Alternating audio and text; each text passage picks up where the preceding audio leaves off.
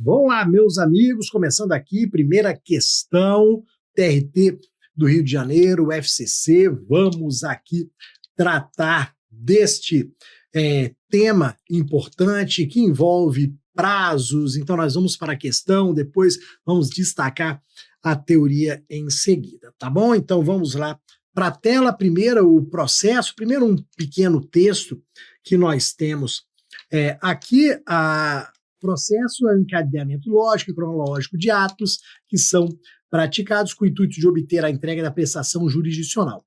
Assim, os atos processuais devem observar uma ordem sequencial que leva em conta o tipo de ato e o momento em que deve ser praticado. O TST consolidou, através de suas súmulas e orientações, diversos entendimentos sobre prazos no processo do trabalho, entre os quais os Galera, prazos processuais, tema sempre fundamental aqui para gente. Como sempre, nós vamos trabalhar como? Vou falar qual é a assertiva correta, por que está correta, qual é a súmula OJ, o artigo que se aplica, vamos eliminar as que estão erradas, vamos ver os erros, as pegadinhas, para depois nós passarmos para a explicação da teoria, beleza? Então, neste caso, aqui, o gabarito é um tema bem conhecido de todos nós, a OJ 310 da SDI1 do TST. A OJ 310 fala o quê? Que os litisconsortes, ainda que tenham diferentes procuradores de escritórios distintos, não terão prazo em dobro para suas manifestações, mesmo que formulem requerimento neste sentido. Então, aquela informação que já caiu a rodo em concurso público de que eu posso ter litisconsortes com advogados, com procuradores diferentes, que os prazos não serão dobrados. Eles são dobrados no processo civil, de acordo com o artigo 229 do CPC.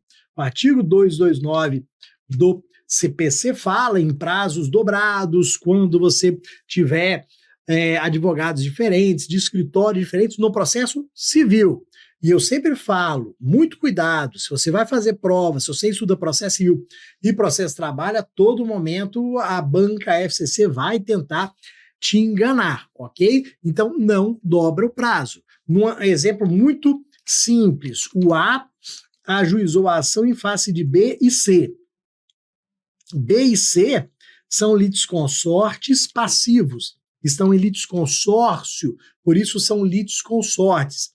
O B tem um advogado, o C tem um outro advogado totalmente diferente. Não vamos dobrar prazo, porque isso é incompatível com a celeridade do processo. A OJ 310 justifica falando que este artigo 229 do CPC não se aplica ao processo de trabalho por ser incompatível. Beleza? Então, ó, questão recente, TRT do Rio de Janeiro, a nossa OJ 310. Qual que é o erro das demais?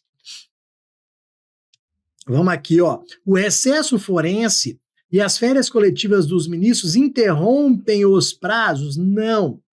Suspendem os prazos. Súmula 262 do TST. Isso aqui é normal. Neste ponto, que ele fala em suspensão e a banca sempre coloca interrupção, ou então naquele prazo de 20 de dezembro a 20 de janeiro, que você tem a suspensão de prazos processuais. Então, sempre que eu tenho suspensão, a banca coloca interrupção. Férias ali, recesso, férias do ministro, vão suspender os prazos processuais. No período de 20 de dezembro a 20 de janeiro, também há a suspensão. Lembra o seguinte, suspensão torna o processo mais rápido que a interrupção. A suspensão torna mais rápido porque você volta a contar de onde parou. Então pensa nisso, qual é o mais rápido? A suspensão, porque volta a contar de onde parou. Se é mais rápido, é processo do trabalho por causa da nossa celeridade, ok? Na interrupção, voltaria a contar do zero. Qual que é uma situação em processo do trabalho, em processo civil também, que a gente tem a interrupção dos prazos? Quando a gente utiliza o recurso de embargo de declaração. Inclusive, vai ter questão sobre esse recurso. Quando eu utilizo o recurso de embargos de declaração, eu tenho a interrupção do prazo para outros recursos. Tanto é a interrupção que eu fui intimado de uma sentença, comecei a contar 1, 2, 3, 4, 5, opus embargos de declaração. Depois do julgamento, eu vou contar mais 8 dias para o RO, porque interrompeu, porque voltou a contar do zero, ok? Então, se toma muito cuidado com essa situação. Geralmente, a gente tem suspensão do prazo. Então, a letra A está errada em virtude disso. Depois, o prazo para o recurso será contado da data em que a parte receber a intimação da sentença, quando não juntada a ata em até 48 horas da realização da audiência de julgamento. A gente pode colocar a súmula 197, por exemplo, do TST, não é um prazo de 5 dias.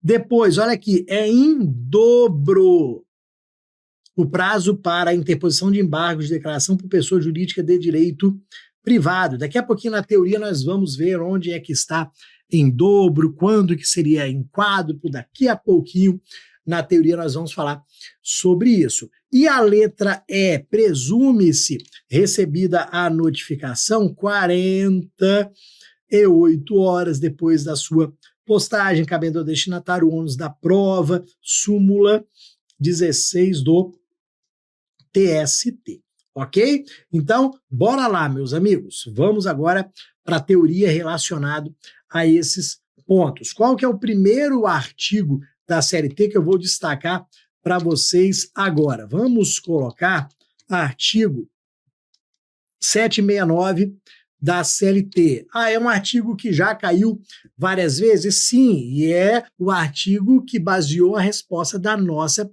primeira questão. O 769 da CLT vai falar da aplicação subsidiária do CPC ao processo do trabalho. Quando é que eu aplico as regras do processo comum ao processo do trabalho? Quando presentes 2 requisitos cumulativos, ou seja, quando presentes 2 requisitos que se somam, não são alternativos, não é um ou outro, são requisitos cumulativos. O primeiro requisito aqui, lacuna ou omissão. Vejam, não existe nenhuma norma no sistema processual trabalhista, não tem nenhuma norma na CLT tratando daquele determinado tema. Eu tenho uma lacuna, eu tenho uma omissão. O outro requisito cumulativo é a compatibilidade. Compatibilidade ou ausência de incompatibilidade, tanto faz. Então, para eu pegar e aplicar aquela norma lá do CPC ao processo do trabalho, não pode ter norma na CLT e a norma do CPC tem que ser compatível. É a análise que a OJ 310 fez no tema que nós acabamos de estudar.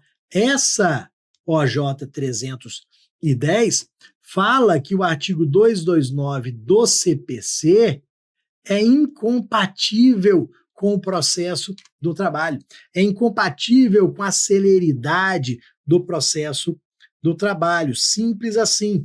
Vejam que lacuna, omissão até tem, porque a CLT não fala nada sobre prazos para litisconsortes, não fala absolutamente nada. Então, compatibilidade, a lacuna e omissão existe, só que a norma é incompatível com a ideia de celeridade do processo do trabalho. Se o processo de trabalho ele quer ser célere, seria incompatível uma regra que prevê, sem nenhuma justificativa plausível, o aumento do prazo. Ok? Esse é um ponto importante para a gente. O segundo que eu vou falar com vocês é o Decreto-Lei 779 de 69. Por quê? Porque ele vai trazer os prazos em quádruplo e em dobro para a fazenda pública. Prazo em quádruplo, prazo em dobro para a fazenda pública. Quando a gente fala fazenda pública, nós não estamos tratando de sociedade de economia mista E não estamos falando de empresa pública. Ou seja, meus amigos, sociedade de economia mista e empresa pública não tem prazo maior.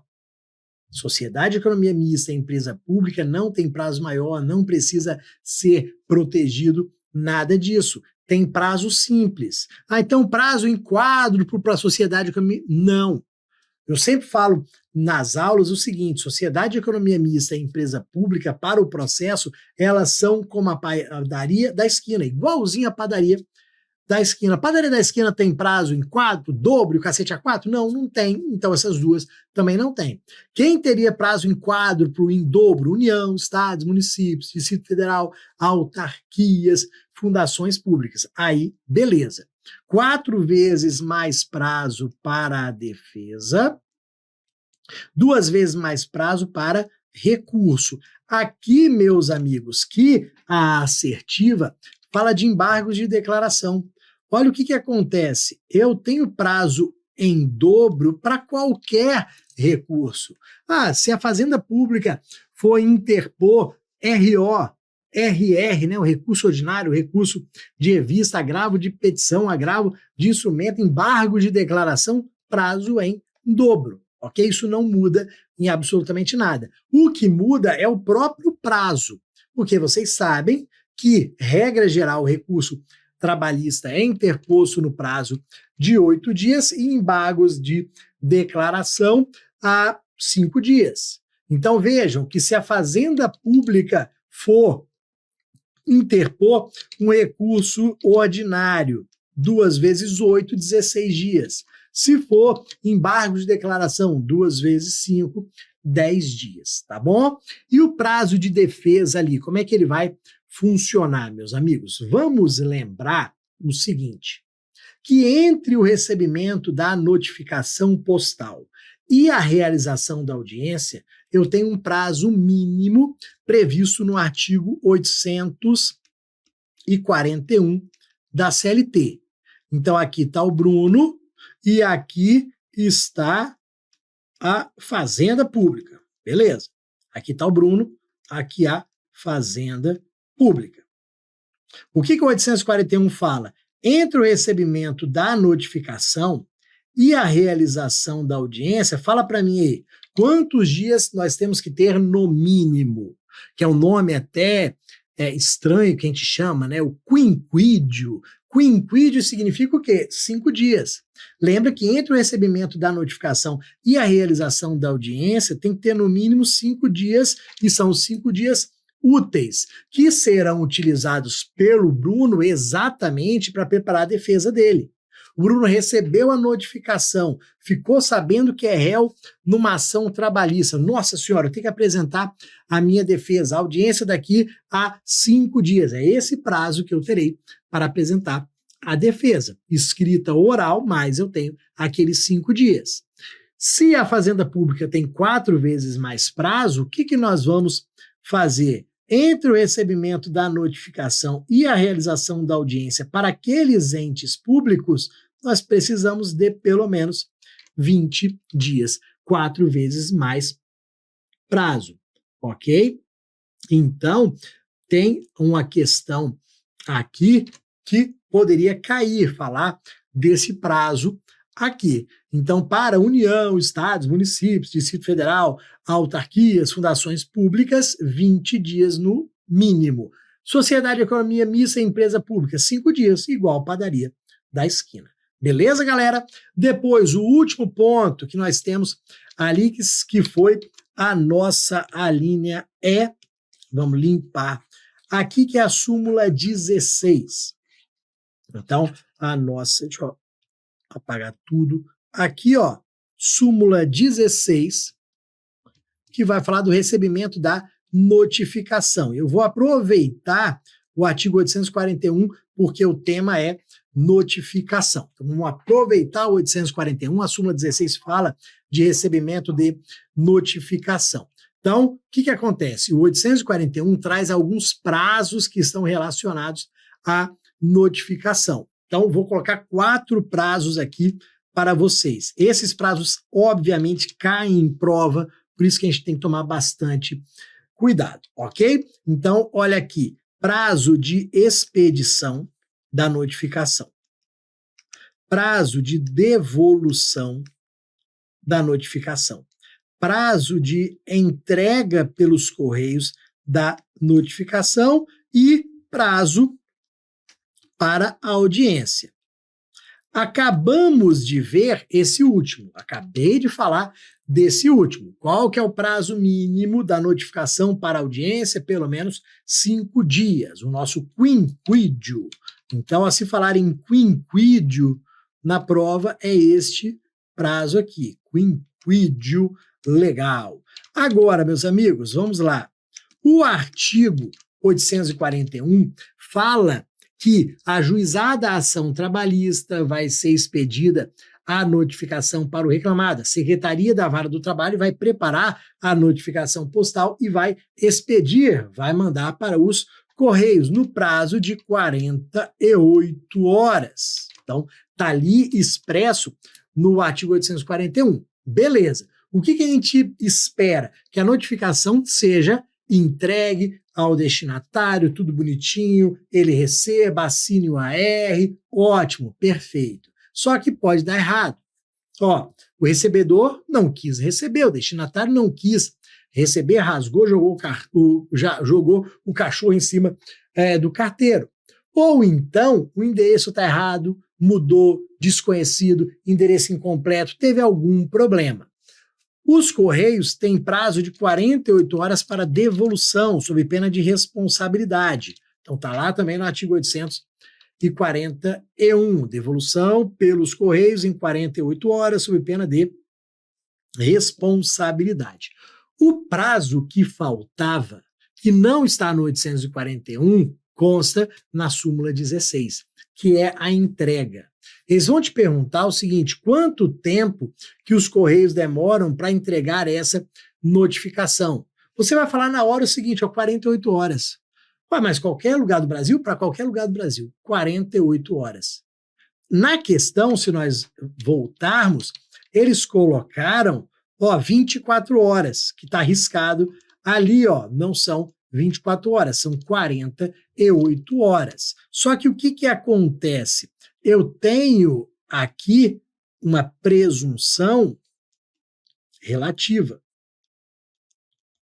Eu tenho uma presunção relativa de entrega em 48 horas. Pode não ser entregue? Pode.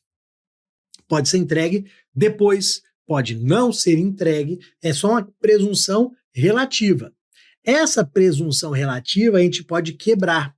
A gente pode mostrar que ela não ocorreu. Se fosse uma presunção absoluta, já era, é aquilo e ponto. Na presunção relativa, a gente pode simplesmente mostrar que não aconteceu, que não houve a entrega, que houve a entrega depois do prazo de 48 horas e com isso eu acabei recebendo a notificação 2 dias antes da audiência. Então, a presunção relativa pode quebrar. Só que o ônus da prova é de quem? O ônus da prova é do destinatário.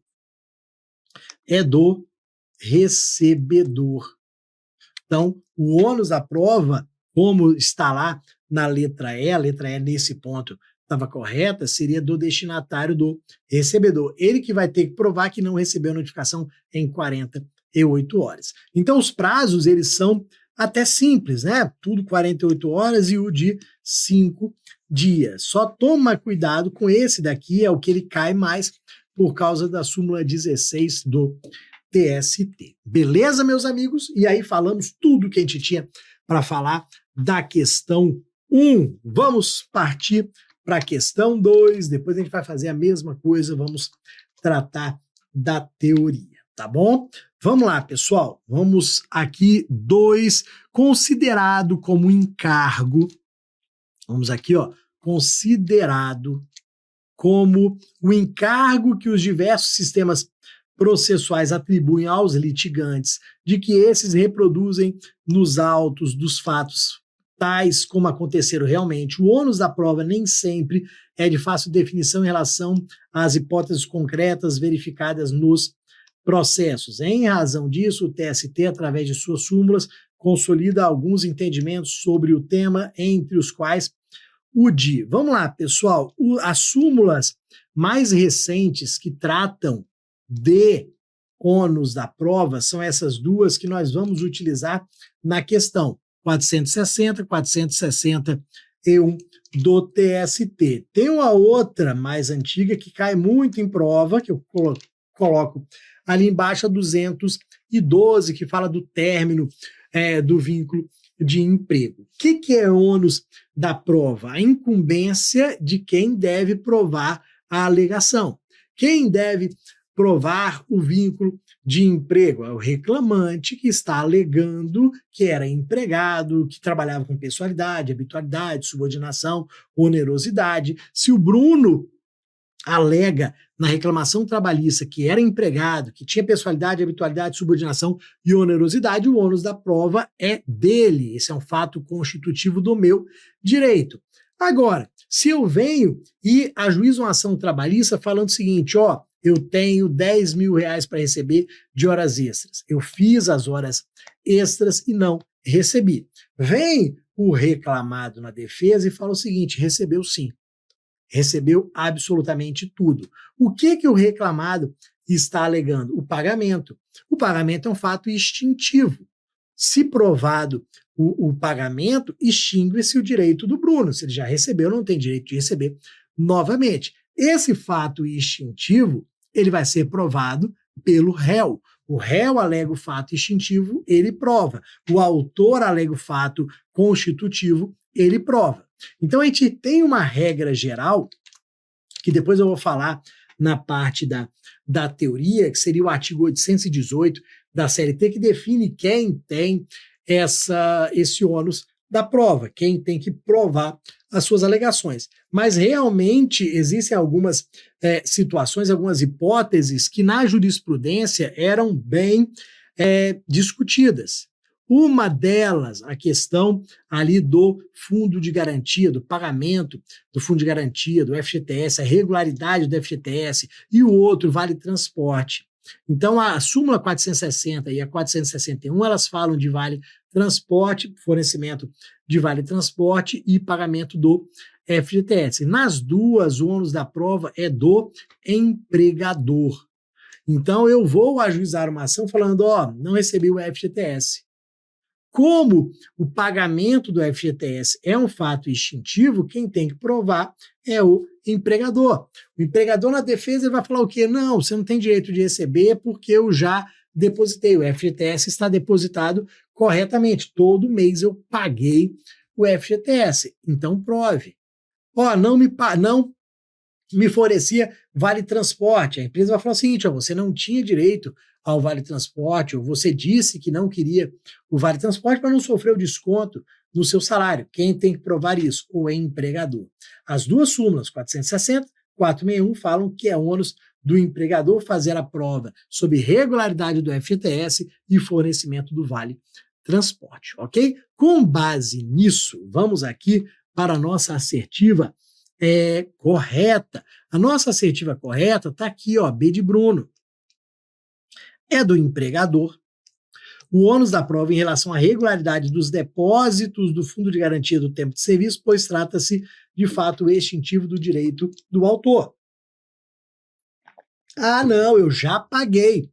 Está tudo pago, está tudo depositado. Então prove que você pagou. Esse é o fato extintivo do direito dele. A gente estuda lá no direito do trabalho que todo mês o empregador tem que depositar 8% da remuneração do empregado na conta vinculada do FGTS, que é administrada pela Caixa Econômica, ok? Então, aplicando as súmulas, nós temos a letra B. A letra A fala o quê? É do empregado o ônus da prova da ausência de regularidade dos depósitos. Não é um fato constitutivo, é pagamento, é realização do depósito, é pagamento, é um fato extintivo.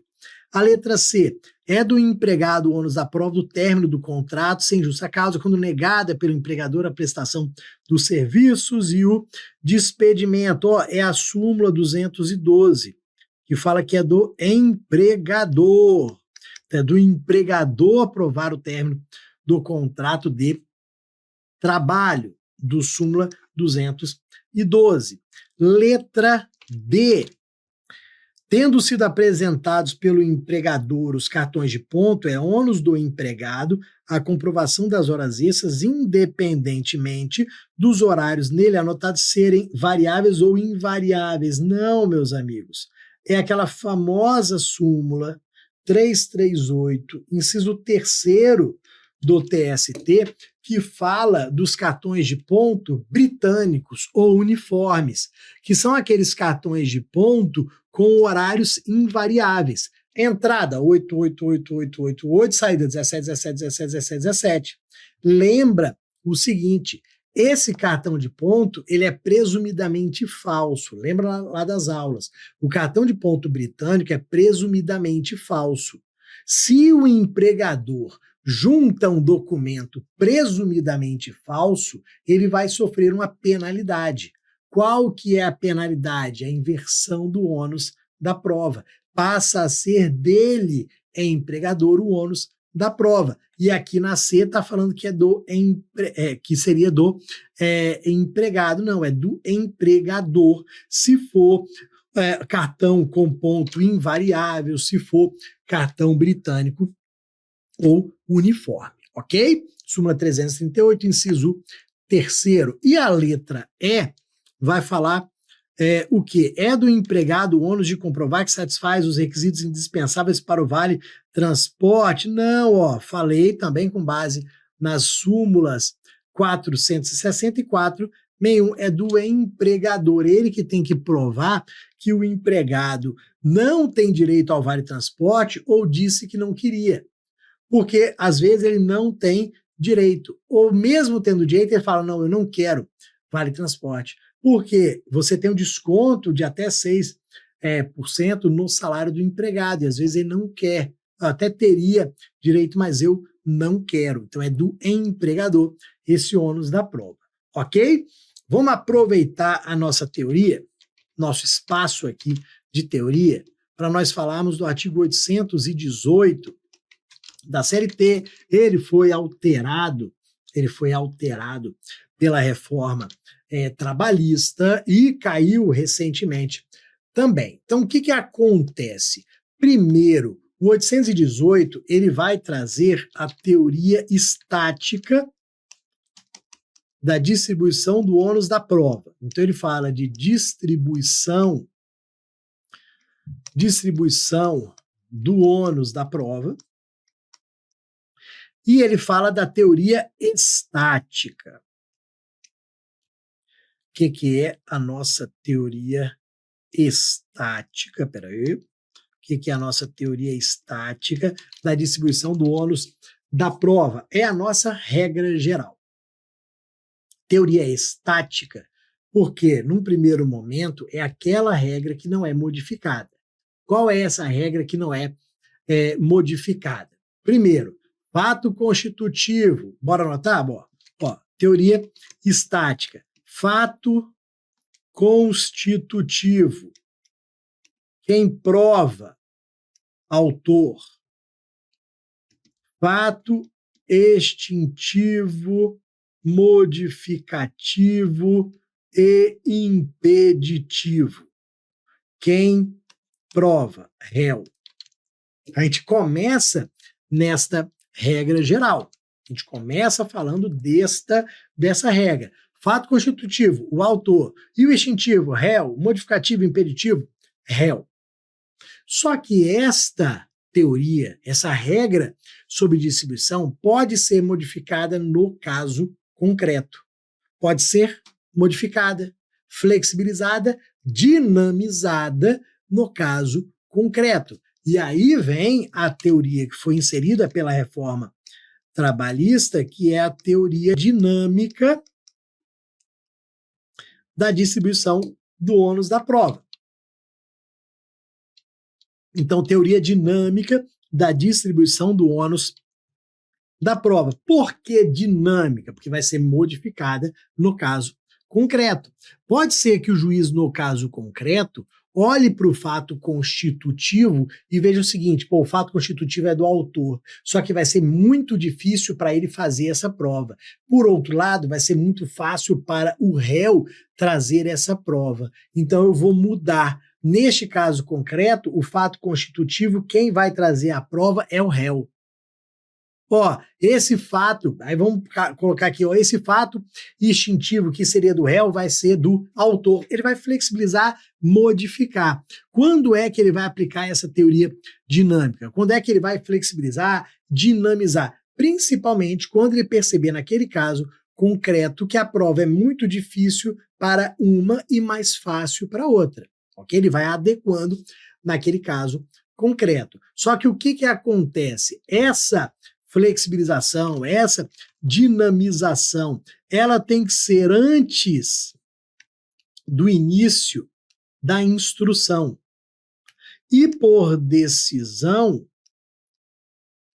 fundamentada. Então, antes do início da instrução, por decisão fundamentada, e pode gerar a redesignação da audiência. Então, antes do início da instrução, antes do início da produção das provas, por decisão fundamentada, podendo gerar a redesignação da audiência, se for requerido pela parte. Antes do início da instrução, por quê? Porque a gente vai começar a produção da prova sabendo se a gente está na teoria estática ou na dinâmica. Então, eu, réu, tenho que saber se eu vou provar só os fatos instintivos, modificativos ou impeditivos, ou se eu vou ter que provar algum fato constitutivo também. Então, não pode ser um efeito surpresa. A banca vai falar que na hora de julgar, na hora de decidir, o juiz aplicou a teoria dinâmica. Não, não pode. Não pode ser um efeito surpresa lá no final apenas, ok? Tem que ser antes aqui do início da instrução, decisão fundamentada, e se a parte requerer, vai gerar a redesignação da audiência. Porque, teoricamente, o autor foi para a audiência pensando como que ele ia provar os fatos constitutivos. O réu foi para a audiência pensando como que ele iria provar os fatos instintivos, modificativos e impeditivos. Se surge algo novo, ele pode pensar o seguinte, opa, mas eu não tenho testemunha sobre isso. Eu não trouxe documentos sobre isso. Vamos redesignar a audiência para que eu traga essas testemunhas e esses documentos depois. Perfeito, galera? Tranquilo? Matamos aqui mais uma. Vamos aqui para a nossa terceira questão. Depois nós vamos aqui tratar da teoria também. Embargos de declaração. Então vamos fazer a nossa questão sobre embargos de declaração, depois teoria, vamos falar o que cabe aqui de recursos, tá bom? Então vamos lá, os embargos de declaração, eles visam reparar equívocos no julgado, de acordo com as previsões legais e entendimento sobre o tema. O que acontece? Regra geral, antes da gente passar para as assertivas, regra geral, os embargos de declaração, eles não servem para modificar o julgado, não. Quando eu oponho ou interponho embargos de declaração, não é para modificar a decisão, não é para sair do 0 para 80, do 8 para 80, não é da água para o vinho. Na verdade, é para melhorar, complementar aquela decisão. Aqueles equívocos no julgado, a gente estuda tanto em processo civil quanto em processo do trabalho, que são, regra geral, o quê? Omissão, obscuridade, contradição. Então, seriam aqui situações típicas, erros, vícios típicos presentes no julgado que seriam resolvidos através dos embargos de declaração. Houve omissão porque o juiz deixou de analisar algum pedido, deixou de analisar algum fundamento, houve uma obscuridade, o juiz primeiro falou que não tinha prova, depois disse que tinha prova, tá um negócio meio obscuro ali, aí não tinha prova, como é que é isso daqui? Ou então vem o juiz falando que primeiro o ônus da prova era do reclamante. Aí depois ele fala que o reclamado deveria ter feito a prova. Pô, mas peraí, é do reclamante? É do reclamado? Então, ou omissão, obscuridade, ou contradição, ok? Vamos aqui para a nossa assertiva correta, vamos ver a súmula que se aplica a ela, vamos continuar aqui tratando do tema, depois nós vamos para o artigo 897-A da CLT que trata desse recurso. Olha o que acontece. Aqui é a letra A. Redação um pouco mais difícil, só que é a súmula 421 do TST. Vou ler, a redação é mais difícil, vou explicar da forma mais fácil possível. Então, ó, cabem embargos de declaração de decisão monocrática. O que é decisão monocrática? Ó, do relator. É a decisão que é proferida unicamente pelo relator. Cabe embargos de declaração da decisão monocrática do relator que não conhecer do recurso, se a parte pretende tão somente juízo integrativo retificador e não modificação do julgado. O que eu falei para vocês? Que quando eu utilizo embargos de declaração, eu não estou querendo modificar a decisão para sair da água para o vinho. Na verdade, eu estou querendo melhorar, esclarecer, que seriam aqui o tal do juízo integrativo, o juízo retificador da decisão. Integrativo porque vai tornar a decisão mais completa a partir do momento que sanar aquela omissão. Retificador porque vai corrigir algum vício daquele. Então, cabe embargos de declaração de decisão monocrática que não conhecer do recurso, se a parte pretende somente juízo integrativo, retificador, e não aqui a modificação do julgado. Porque olha o que acontece. Se eu tenho uma decisão monocrática e eu quero interpor um recurso para modificá-la, qual vai ser o recurso? Me responde aí. Você sabe qual o recurso que cabe de decisão monocrática do relator? É agravo o quê? Agravo interno. Ó, agravo interno. O agravo interno é o recurso que cabe de decisões monocráticas do relator, não é embargos de declaração para modificar. Se eu quero modificar uma decisão monocrática, agravo interno, ok? O que a súmula 421 do TSE tem a ver com essa história? Ela aplica o princípio da fungibilidade recursal. O que é o princípio da fungibilidade recursal? É quando eu recebo um recurso como se fosse outro. Eu recebo um recurso errado, mas converto, mas transformo no correto. É a ideia da fungibilidade. Vejam que você, de decisão monocrática, opôs embargos de declaração. Só que o relator, ao receber os embargos de declaração, verificou que, na verdade, você queria a modificação do julgado. O que ele pensou? Então, porque ele é mineiro, então deveria ter utilizado o agravo interno. Ele utilizou embargos de declaração, mas deveria ter utilizado o agravo interno porque ele quer a modificação da decisão. Vou receber os embargos de declaração como agravo interno. É o princípio da fungibilidade, de troca. Eu recebo um como se fosse o outro, para não prejudicar a parte e para tornar o processo mais célere também. Então, essa súmula 421 do TST vai falar da aplicação desse princípio da fungibilidade, tá bom? Vamos eliminar as demais, depois, como eu falei, vamos para o artigo 897-A da CLT. Então, ó, a letra B, ela vai falar o seguinte. A letra B, provimento dos embargos de declaração fundados em omissão tem sempre como consequência efeito modificativo? Não. Tem sempre? Não. Súmula 278 diz que pode ter efeito modificativo. Não é sempre. Sempre é uma palavra perigosa em questão de concurso. Na maioria esmagadora das vezes, quando tem sempre, está errado. Depois, daqui a pouquinho eu vou falar desse efeito modificativo, desse efeito infringente, porque está na CLT também. Na letra C, está lá, não tendo sido a matéria invocada no recurso principal, a única maneira de discussão sobre ela ser levada ao tribunal pela parte, objetivando o pronunciamento sobre o tema é através da oposição de embargos de declaração, ó, não tendo sido a matéria invocada, a única maneira de ser levada ao tribunal. Não, por quê? Por que não é a única maneira? Porque esse tribunal aqui pode ser o TRT, por exemplo, e nós temos matérias de ordem pública. Matérias de ordem pública que podem aqui ser reconhecidas de ofício.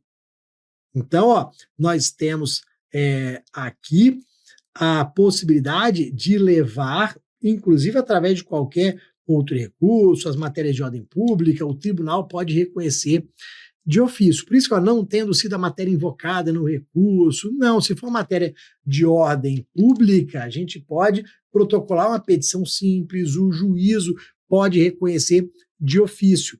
Então, eu interpus o recurso principal. O que é o meu recurso principal ali? O RO, por exemplo, da sentença. Interpus o RO. Nada falei sobre litispendência, coisa julgada, perempção, que são matérias de ordem pública. O TRT, o tribunal, pode reconhecer, mesmo sem alegação do Bruno? Pode, é matéria de ordem pública. O Bruno pode peticionar depois, falando, eu esqueci de falar no recurso principal sobre litispendência, mas tem litispendência por isso e por aquilo. Pode, não tem preclusão, é matéria de ordem pública. Depois, não há que se falar em preclusão se não forem opostos embargos declaratórios para suprir a omissão apontada em recurso de embargos no TST. Aí, meus amigos, é diferente porque nós estamos falando de TST. Aí tem preclusão. Se você não utilizar os embargos de declaração para suprir omissão no TST, já era. Por quê? Porque aqui nós vamos falar da necessidade de pré-questionamento. Se eu estiver no TST, seja com recurso de revista ou recurso de embargos, tanto faz. Se eu estiver no TST, eu tenho que, antes de interpor o recurso de revista e o recurso de embargos, eu tenho que antes ter utilizado embargos de declaração para suprir aquela omissão. Então, vejam, o TRT proferiu um acórdão. Recurso de revista para o TST, calma que tem uma omissão. Tá. Se tem uma omissão, então, primeiro embargos de declaração, para depois recurso de revista. Recurso de embargos é a mesma coisa. Primeiro, se tem omissão, primeiro embargos de declaração, depois recurso de embargos. Porque recurso para o TST precisa de pré-questionamento, precisa de manifestação sobre aquela determinada matéria. É a ideia de que o TST só analisa matérias que foram decididas pelo TRT. Se houve uma omissão, o TRT não decidiu, então o TST não vai decidir também. Então, se o TRT foi omisso, embargos de declaração, depois recurso de revista, depois recurso de embargos, tá bom? Depois a letra E, vamos a ela aqui. Letra E, os embargos de declaração são cabíveis em caso de manifesto equívoco no exame dos pressupostos extrínsecos, não se admitindo efeito modificativo da decisão nesta hipótese. Não, a gente pode ter efeito modificativo. Eles são realmente cabíveis em manifesto equívoco aqui, mas se admite efeito modificativo, como eu vou falar agora para vocês, tá bom? Vamos lá para a nossa teoria. Vou para o artigo 897-A da CLT, vamos ver o que é esse efeito modificativo para falar e tornar mais fácil possível a matéria. Eu sei que processo tem algumas partes mais difíceis, mas vamos aqui tentar tornar o mais simples possível. 897-A da CLT vai falar primeiro do cabimento do recurso e vai falar do prazo e procedimento. Então, a gente já sabe o seguinte, são 4 hipóteses de cabimento. aquelas três típicas: omissão, obscuridade e contradição. Então, omissão, obscuridade e contradição são as três típicas que a gente encontra lá também no CPC, no processo civil, e a gente tem uma última que estava na letra E, que é o manifesto equívoco. Manifesto equívoco na análise dos pressupostos de admissibilidade. Então, manifesto equívoco na análise dos pressupostos de admissibilidade. O que acontece, galera?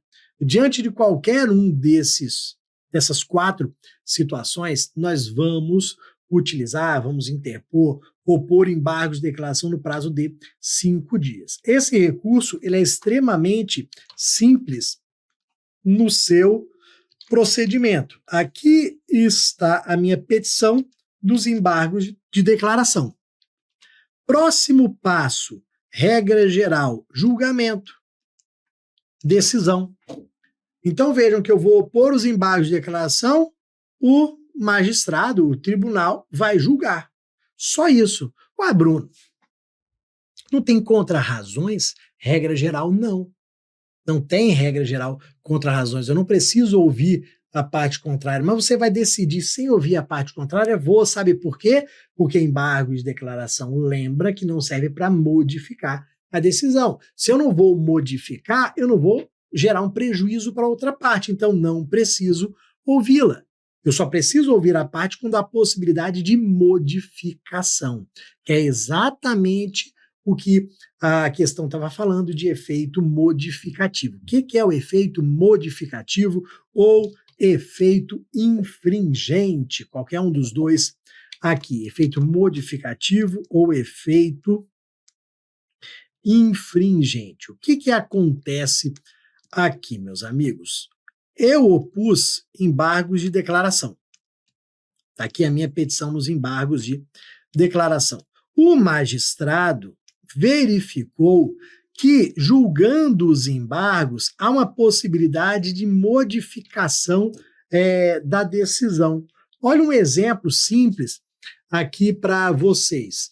O réu, na defesa dele, falou o seguinte: eu não devo ser condenado em absolutamente nada, porque esta ação foi ajuizada depois de 2 anos da extinção do vínculo de emprego. Ou seja, houve aquela prescrição bienal que você estuda no direito do trabalho. Olha a defesa do reclamado. Vários outros temas, vários outros fundamentos, eu paguei, eu fiz isso, aquilo, e a ação foi ajuizada 2 anos depois do rompimento do vínculo. O juiz, analisando os fundamentos, esqueceu, foi omisso, não julgou esse tema prescrição bienal. Aí foi analisando os outros, foi refutando todos eles, condenou a empresa ao pagamento de R$100 mil. Então a empresa está condenada a pagar R$100 mil. Você está ali provisoriamente com R$100 mil na mão. A empresa vem, entra com embargos de declaração. Excelência, você esqueceu de julgar o tema prescrição bienal. Analisa aí essa prescrição bienal. Aí o juiz olha, não, tudo bem, deixa eu ver. Ih, caçamba, peraí. Ajuizou depois dos 2 anos. Caramba, vou ter que modificar a decisão, falando que você não tem direito aos R$100 mil. Olha aqui, ó. Realmente, ajuizou com 2 anos e 1 dia. Já era, não tem direito a nada. Eu vou ter que tirar os seus R$100 mil. Eu tenho que modificar a decisão. Só que neste caso, antes de decidir, antes de proferir a decisão, eu vou intimar você para apresentar contrarrazões. Será que eu posso modificar a decisão, tirar os R$100 mil sem antes te ouvir? Claro que não. Então, neste caso, eu intimo você para a apresentação de contrarrazões em 5 dias. Intimei, para apresentação de contrarrazões. Se você apresentou ou não, são outros 500, aí é um problema seu. Mas eu intimei. Eu, Estado, intimo para você apresentar as contrarrazões, depois eu decido. Aí depois eu posso modificar? Posso. Posso modificar porque eu te ouvi, não existe nulidade. Então fixa na mente que se tiver efeito modificativo, qual que é a consequência? Tem que intimar a parte antes para apresentação de contrarrazões, em 5 dias, para depois decidir. Perfeito? Tranquilo? Vamos lá. Último ponto importante aqui. Quando eu utilizo os embargos de declaração, eu tenho interrupção do prazo para outros recursos. Então, quando eu me utilizo de embargos de declaração, eu tenho a interrupção do prazo para outros recursos. Exemplo mais simples, sentença foi proferida, condenando a empresa aos 100 mil reais, a empresa foi lá, então tudo bem, 1, 2, 3, 4, 5, no quinto e último dia eu pus embargos de declaração. Ficou esperando a decisão. Ficou esperando. A decisão foi contrária à empresa. Ah, não tem omissão, não tem nada. Beleza. O que a empresa vai fazer agora? Vai interpor recurso ordinário. Recurso ordinário, 8 dias. Como houve a interrupção do prazo com a utilização de embargos de declaração, o prazo do RO vai ser contado todo novamente, os 8 dias. Então, veja, eu contei 1, 2, 3, 4, 5, eu pus embargos de declaração. Depois eu vou contar 1, 2, 3, 4, 5, 6, 7, 8 dias úteis para o recurso ordinário. Cuidado com aquela história de suspensão e interrupção. Eles vão jogar que há a suspensão do prazo. Não, é a interrupção. Zera e começa a contar tudo de novo neste caso aqui. Perfeito? E se eu não tiver razão nos embargos de declaração, vai interromper da mesma forma. O que eu tenho que saber para a prova é quando não interrompe. Que a gente tem o parágrafo 2º aí. Não vai haver a interrupção quando o recurso de embargos de declaração for o quê? Intempestivo. Peraí. Quando for intempestivo,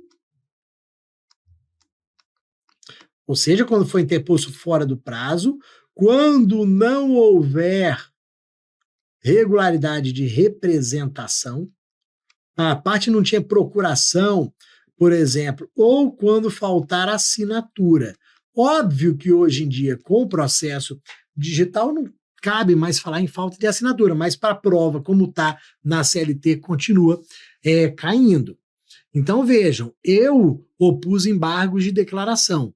Não houve a interrupção do recurso porque ele era intempestivo, porque não tinha representação. O advogado que opôs os embargos de declaração não tinha procuração no processo, ou então faltou a assinatura.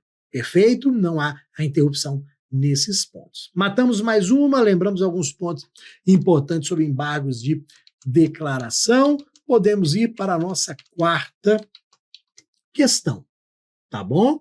Então, vamos aqui para a nossa 4ª questão em relação ao depósito recursal. Depósito recursal, galera, extremamente importante, uma súmula de chuvas, uma súmula de mudanças da reforma trabalhista, é sempre importante, vamos tomar cuidado aqui. Então, em relação ao depósito recursal, que é o pressuposto recursal objetivo e tem natureza de garantia do juízo, o TST adota entendimento sumulado no sentido de que tem uma chuva de súmulas nesse sentido. O valor que você vai depositar, aqueles não sei quantos mil reais, todo dia 1º de agosto a gente tem a atualização do valor.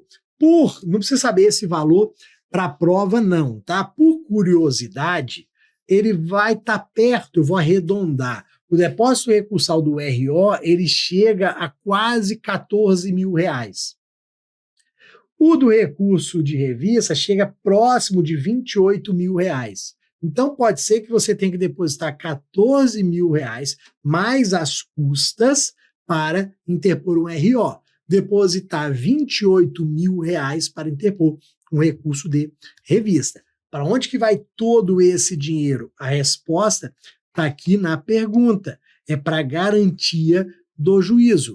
Esse valor vai garantir o pagamento da condenação, no todo ou em parte. Pode ser que garanta parte, porque era uma condenação de R$50.000, eu depositei 14, depois 28, ou seja, 42 mil.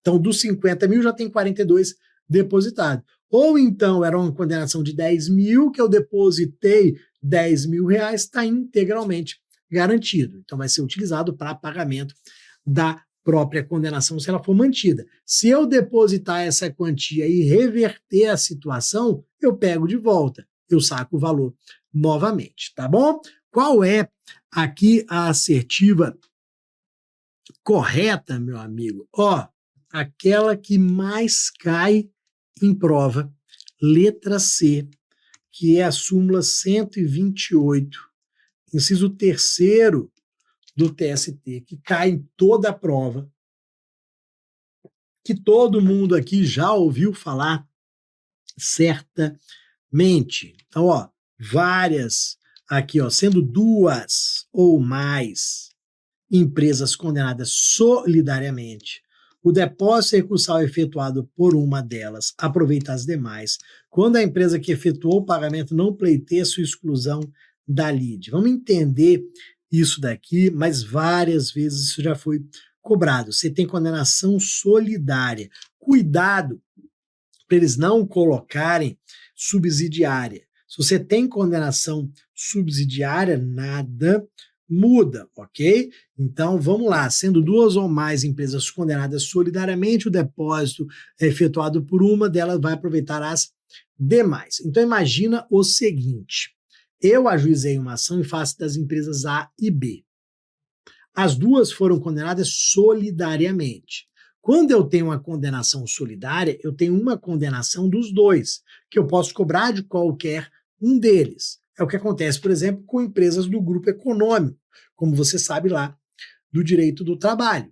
Então, eu tenho um grupo econômico formado para as empresas A, B e C. Ó, posso cobrar de qualquer uma delas. É como se fosse uma condenação só. Então, deixa eu colocar aqui, ó, o Bruno conseguiu a condenação solidária de A e B ao pagamento de R$50.000. Se é condenação solidária, como eu falei, é uma única condenação. Perfeito? Se é uma única condenação, em regra, eu vou ter um único depósito. Eu posso ter um recurso de A e um recurso de B? Sim, eu posso ter 2 recursos, mas eu não preciso, em regra, de 2 depósitos, eu só preciso de um. É o que a súmula 128, inciso 3º, começa falando, que você tem 2 recursos mais um depósito. Um depósito vai aproveitar o outro, não é uma condenação só, então um depósito basta. A não ser que, aí vem a grande exceção, a não ser que a empresa que realizou ou que está realizando o depósito esteja pedindo a sua exclusão da lide, está pedindo para ser excluído do processo. Neste caso, tem que ter 2 depósitos. Então, uma parte está pedindo a exclusão do processo porque é ilegítima, porque entende que não tem nada a ver com aquela ação, então a outra também tem que fazer depósito. Aí nós teríamos 2 recursos com 2 depósitos. Por que neste caso tem que ter 2 depósitos? Porque imagina, essa daqui está pleiteando a sua exclusão da lide, está falando que tem ilegitimidade, falando que não tem nada a ver com o processo. Então, o que tende a acontecer? Ó? Vai que esta daqui é excluída realmente. Se ela é excluída do processo, ela leva junto o depósito dela. O depósito dessa daqui continua, mas essa daqui vai embora. Então, se eu tivesse só o depósito feito por essa daqui, ela levaria consigo o depósito e o processo ficaria sem garantia nenhuma. Então, é por isso que, quando uma pede a exclusão, a outra também tem que fazer o depósito. Se essa foi excluída e levar o depósito, essa fica com o depósito aqui garantindo, ok? Tomar muito cuidado com este ponto aqui, ok? Depois, pessoal, vamos lá, ó. Vamos aqui. Não ocorre deserção. Não ocorre. Ou vamos ver o erro aqui. Não ocorre deserção de recurso da massa falida, empresa em liquidação extrajudicial pela falta de pagamento de depósito ou da condenação. Olha o que acontece. Ó, liquidação extrajudicial, aqui a súmula 86 do TST. Liquidação extrajudicial tem que fazer o depósito. Ocorre a deserção, sim, tem que ter depósito na liquidação extrajudicial. Liquidação extrajudicial é diferente de recuperação judicial. Na recuperação judicial não precisa de depósito. Na liquidação extrajudicial precisa. Liquidação extrajudicial geralmente acontece com bancos, com sistema financeiro, uma liquidação que é feita pelo Banco Central, por exemplo. Então, não é judicial, o próprio nome é extrajudicial. Essa liquidação tem que ter o depósito, ok? Depois, ó, é um ônus da parte recorrente efetuar o depósito legal integralmente em relação a cada novo recurso interposto sob pena de deserção, independentemente do valor da condenação? Não. Se o valor da condenação já foi totalmente depositado, você não precisa depositar mais nada. Exemplo mais simples do mundo. Vamos lá. Sentença que condenou ao pagamento de R$14 mil, tá bom? Então, R$14 mil. Vou interpor o recurso ordinário. Qual que é o limite? 14 mil. Ó, vou depositar os 14 mil, então.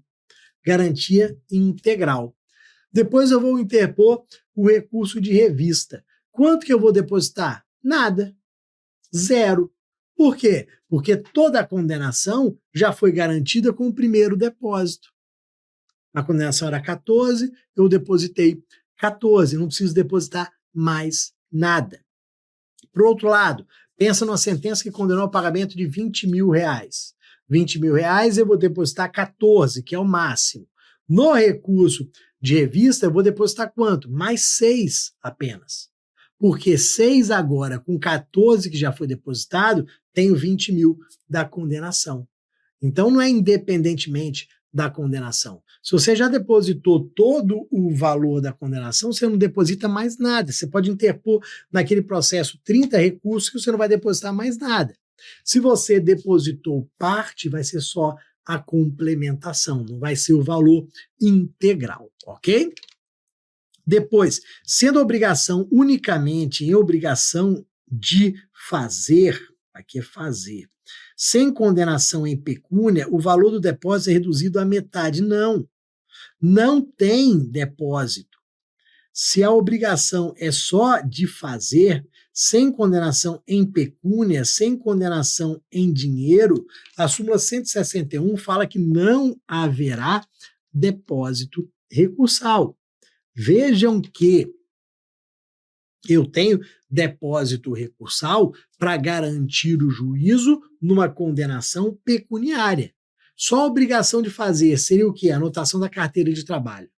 Então, reconheceu o vínculo de emprego, determinou a anotação da carteira de trabalho. Não condenou ao pagamento de nada, porque já tinha passado os 2 anos da prescrição bienal. Ah, Bruno, passados os 2 anos da prescrição bienal, dá para ajuizar a ação ainda só para anotação da carteira, ok? Então, ele ajuizou a ação só pedindo a anotação da carteira, o juízo reconheceu e criou essa obrigação de fazer. Anote a carteira de trabalho. Eu posso recorrer? Sim. Preciso fazer o depósito? Não, não tem condenação pecuniária, não tem condenação ao pagamento, súmula 161 do TST, ok? Depois, é exigido o depósito para interposição de recurso na fase executória, pois pode haver elevação do valor do débito quando do julgamento do recurso. Não, meus amigos. Ó, se já houve, aqui é a própria súmula 128 do TST. Se na fase executória a gente já teve a garantia do juízo, nenhum depósito mais vai ser exigido.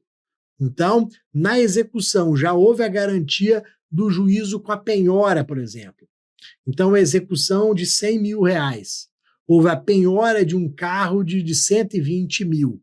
Está totalmente garantido a execução. Se eu for interpor um agravo de petição, por exemplo, tem que fazer algum depósito? Não. Se for um recurso de revista, não tem que fazer nenhum depósito, porque já houve a garantia do juízo, a própria súmula 128 do TST vai tratar desse tema, ok? Bora aproveitar o tema para falar de uma súmula que cai muito, que é a súmula 245 do TST, depois, súmula 426 do TST, que foi até que, enfim, cancelada e traz um impacto importante aqui para a gente. Essa 245,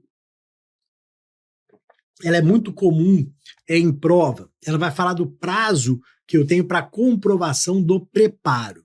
Então, quando eu falar preparo, é depósito recursal mais custas, ok? É o todo, preparo, depósito mais custas. Então, imagina o seguinte, quantos dias eu tenho para interpor um recurso ordinário?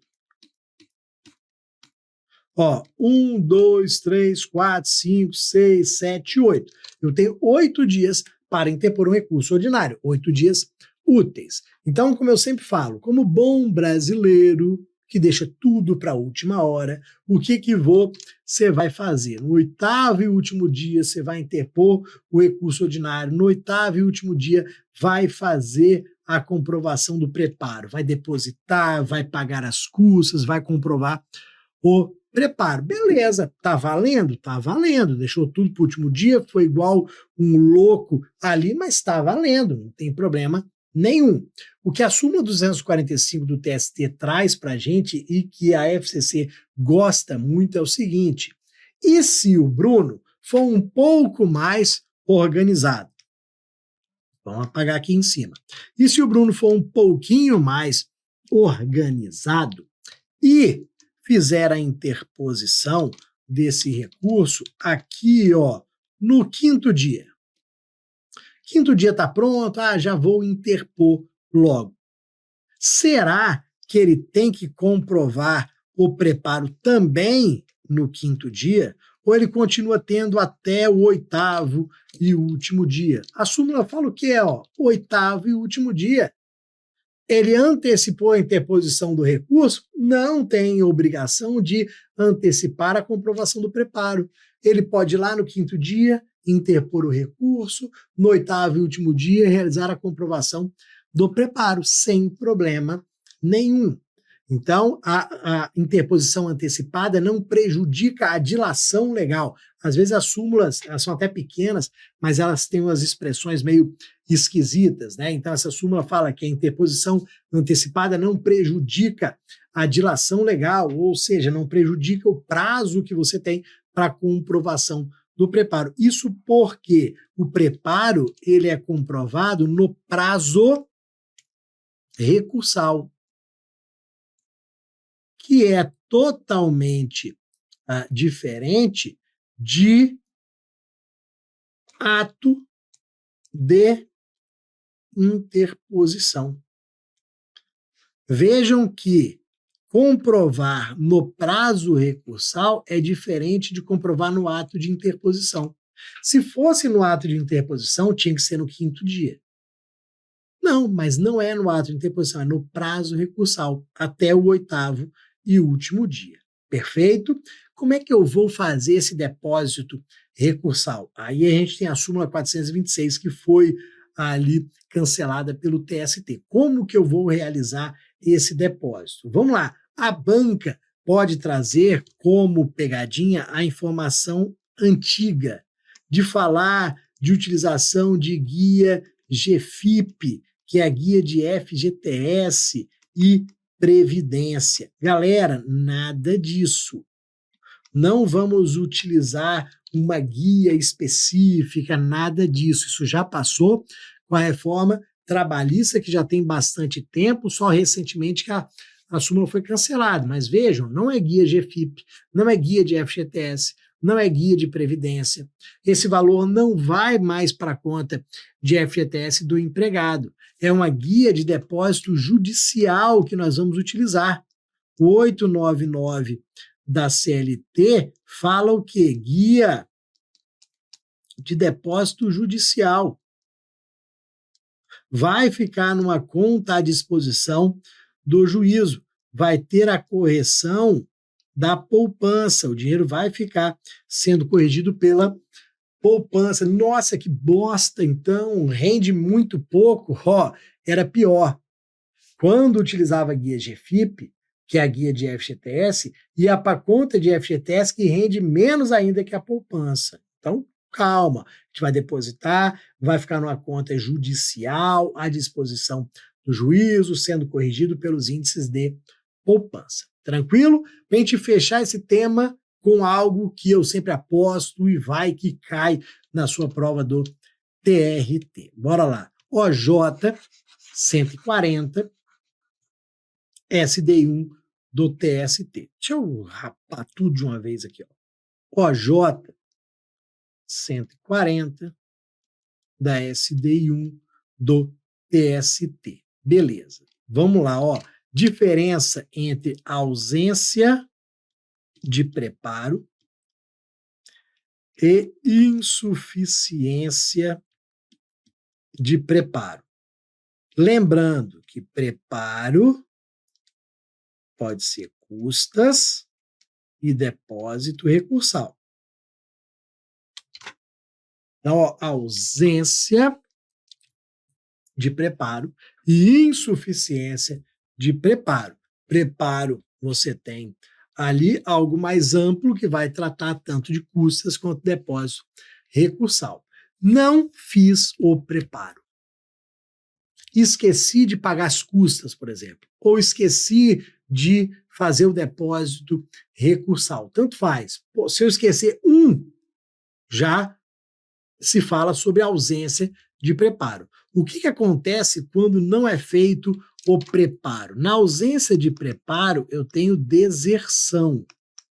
Deserção é o quê? A inadmissão do recurso pela falta do preparo. Se você esquecer só as custas, deserção. Esqueceu só o depósito recursal, deserção. Esqueceu os dois, deserção. Então a deserção já é por um deles apenas. Só que vamos lá. Não vamos dar chance? Não, sem chance. Esqueceu de realizar algum ponto do preparo ali, deserção, sem chance nenhuma. A chance nós vamos dar na hipótese de insuficiência. Quando você paga, por exemplo, as custas, mas num valor menor, errado. Quando você faz o depósito recursal a menor, errado. Se embolou nas contas ali, se embolou na hora de gerar a guia, em vez de gerar uma guia de R$1.000, gerou uma de 100, faltou um zero ali, não sei que desgrama que você arrumou, mas você pagou, mas pagou o valor errado a menor. Se você pagou o valor errado a menor, você tem direito de complementação em 5 dias. Você tem direito de complementação em 5 dias. Complementou, sim, tudo certo. Complementou, não, deserção. Aí nós demos a chance. Se você não quis, aí, vai para merda também.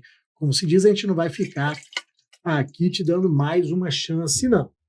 Então, se complementou em 5 dias, ótimo, perfeito. Não complementou, tenho deserção. Cuidado com a pegadinha que a FCC já utilizou, de que você poderia complementar só custas ou complementar só depósito recursal. Não, você pode complementar qualquer um dos dois. É a complementação do preparo. Pode complementar qualquer um dos dois, então. Beleza? Tranquilo? Vamos lá para a próxima questão. 5, já na tela, recursos. Recursos, tema mais cobrado em prova, né, certamente o mais cobrado em prova. Vamos lá. Sobre os recursos do processo do trabalho, de acordo com as previsões legais. O que eu tenho aqui, meus amigos? Letra B de Bruno. O recurso ordinário é cabível de decisões definitivas ou terminativas das varas, ou seja, de sentença. Decisão definitiva ou terminativa de vara é sentença. RO cabe de sentença? Cabe. Está lá no artigo 895 da CLT. E das decisões definitivas ou terminativas dos TRTs, em processos de sua competência originária, seja em dissídios individuais, seja em dissídios coletivos. Ou seja, naqueles processos que começam no TRT.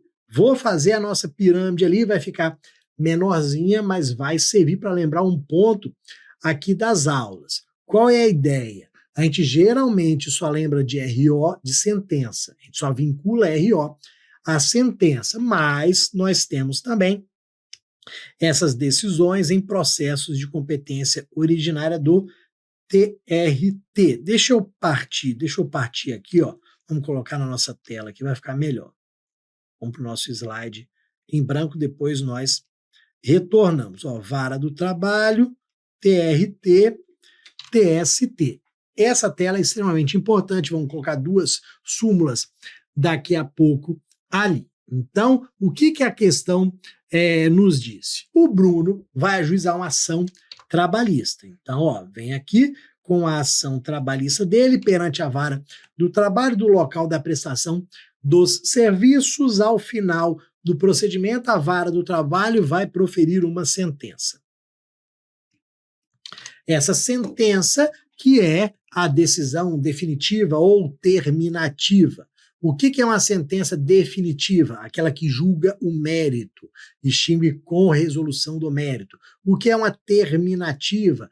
É aquela que traz o arquivamento, aquela sentença que arquiva, que extingue sem resolução do mérito, ok? Mas é uma sentença. Se extinguiu com resolução ou sem resolução, é sentença, cabe RO. Eu vou interpor o RO, que vai ser dirigido ao TRT, que vai ser julgado pelo TRT, ok? Essa é a hipótese do 895, inciso 1º da CLT. Só que tem o inciso 2º também, que trata das ações que eu vou iniciar direto no TRT. São ações de competência originária do TRT. Começam ali. Elas passam pela vara do trabalho? Não passam. Elas já começam no TRT, são de competência originária daquele tribunal. Então, ajuizei a minha ação. Daqui a pouco venho com os exemplos. Ajuizei ali a minha ação. Beleza. Daqui a pouquinho, o TRT vai proferir um acórdão. Daqui a pouquinho, o TRT vai proferir um acórdão contrário aos meus interesses. E o que eu vou fazer?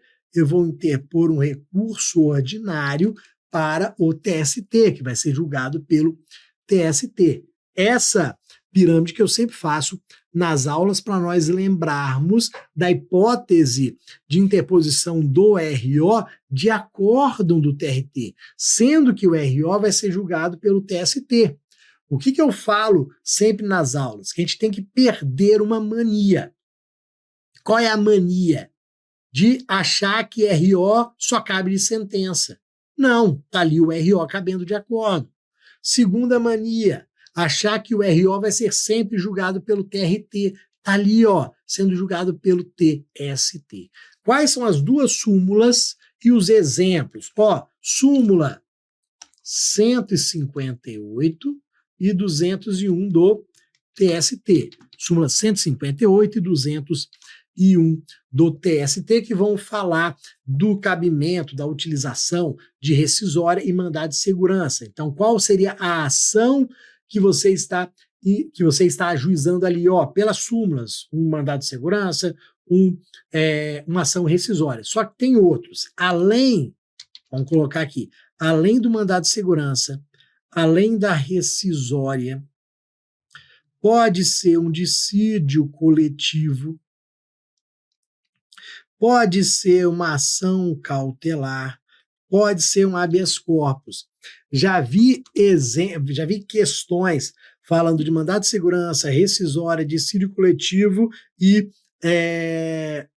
habeas corpus. Cautelar ainda não vi, mas pode ser utilizado. Uma cautelar que tenha sido iniciada perante o TRT. Beleza? Começou no TRT, RO para o TST. Começou na vara do trabalho, RO para o TRT. Beleza? Voltando aqui, é a nossa letra B, está correta ali, está perfeita. Vamos eliminar as demais. Ó, cabe agravo de instrumento de decisão interlocutória? Estaria correto se eu fosse professor de processo civil. Aqui no processo do trabalho não cabe agravo de instrumento de interlocutória. No processo civil tudo bem, aqui não. Por quê? Porque aqui as decisões interlocutórias são irrecorríveis. Tranquilo? Letra C. O agravo de petição só será recebido quando o agravante delimitar justificadamente as matérias e valores, não sendo sendo permitida a execução da parte remanescente. Nós temos no artigo 890-E7, parágrafo 1º da CLT. A parte remanescente, a parte que não está relacionada a essa controvérsia, pode ser, sim, executada de imediato. Depois, será suspensa a execução pela interposição de agravo de instrumento? Não. Seria suspensa se o recurso tivesse efeito suspensivo. Só que a gente está careca de saber que recurso trabalhista não tem efeito suspensivo. O artigo 899 da CLT fala que recurso trabalhista só tem efeito devolutivo, não tem efeito suspensivo. Então, a gente encontra várias questões falando que vai haver a suspensão da execução, vai haver a suspensão da decisão. Não. Vai ter só a devolução daquela decisão que eu entendo que está errada para o órgão julgar novamente. Então, não tem efeito suspensivo. E a letra E, o recurso de revista somente será admitido nas causas sujeitas a procedimento sumaríssimo em caso de violação direta e letal da Constituição Federal. Não, meus amigos. Isso daqui estaria correto se nós falássemos em ações nos termos do parágrafo 2º do artigo 896 da CLT, se a gente estivesse falando na execução. No processo de execução, parágrafo 2º diz que só cabe recurso de revista na alegação de violação da Constituição Federal. Lá no parágrafo 2º, no processo de execução, o recurso de revista só pode tratar de violação direta e literal da Constituição Federal. Mas no sumaríssimo não é só isso. No sumaríssimo, parágrafo 9º do mesmo artigo 896, vai falar em que violação da Constituição Federal, violação de súmula do TST e de súmula vinculante do Supremo. Porra, tema que vive caindo há anos, há décadas. Esse dispositivo, salvo engano, é de 2014. Se me falha a memória, é de 2014. Esse parágrafo 9º, de lá para cá, sempre caindo. Aí vem aqui TRT da primeira região, Rio de Janeiro, 2025, cai de novo. Tem que lembrar esses dois parágrafos? Tem que lembrar, não tem jeito, ok? Lembra o parágrafo 2º da execução e lembra o parágrafo 9º do recurso de revista no rito sumaríssimo, essas situações, essas matérias que podem ser alegadas, ok? Muito cuidado aqui com elas. E só o último detalhe, eles podem colocar na prova o seguinte: lá no procedimento sumaríssimo só cabe recurso de revista se houver violação da Constituição Federal, súmula OJ do TST e súmula vinculante do Supremo. Súmula OJ do TST Eu escrevi OJ ali? Não. Eu só escrevi súmula. Cabe alegação de OJ? Não.